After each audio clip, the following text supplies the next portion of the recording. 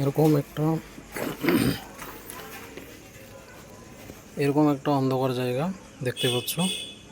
এখানে আমি Samsung Galaxy S24 দিয়ে ছবিটা তুলছি।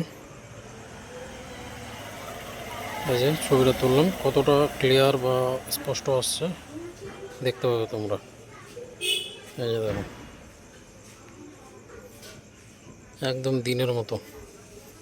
এই যে এটা S24 ফ্ল্যাশ দিয়ে তুলি। এই যে